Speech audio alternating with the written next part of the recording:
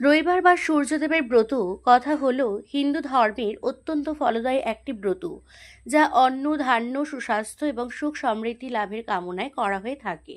এই ব্রত নিয়মিত পালন করলে অর্থাভাব দূর হয় এবং সূর্যদেব প্রসন্ন হয়। ব্রত কথা ও কাহিনী: প্রাচীনকালে এক বৃদ্ধা মহিলা ছিলেন, যিনি প্রতি রবিবার সূর্যোদয়ের আগে উঠে ঘর পরিষ্কার করে সূর্যদেবের পুজো করতেন, ব্রতকথা শুনতেন। সূর্যদেবের কৃপায় তার ধন ধান্যের অভাব ছিল না, কিন্তু তার প্রতিবেশী এক নারী ঈর্ষান্বিত হয়ে বৃদ্ধার ঘরের গোবর চুরি করে তাকে কষ্ট দেওয়ার জন্য নানা ফন্দি আঁটতে থাকে। একদিন গোবর না পেয়ে বৃদ্ধা পূজা করতে পারেননি এবং সারাদিন উপোস থাকেন। এতে সূর্যদেব প্রতিবেশী নারীর ওপর ক্ষুব্ধ হন। পরের দিন বৃদ্ধার আঙিনায় একটি গাভী ও বাছুর পাঠিয়ে দেন।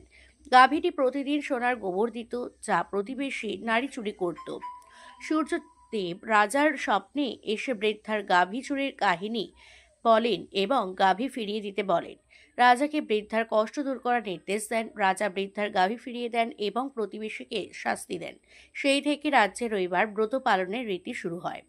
রবিবার সকালে সূর্যদেবকে প্রণাম ও ভোগ অর্পণ, সারা দিন উপবাস বা নিরামিষ ভোজন, ব্রতকথা পাঠ বা শ্রবণ করা ব্রত পালনের নিয়ম। কার্তিক মাসের শুক্লপক্ষে ষষ্ঠী তিথিতে, বিশেষ করে ছট পূজায়, সূর্যদেব ও তার স্ত্রী উষার বিশেষ উপাসনা করা হয়।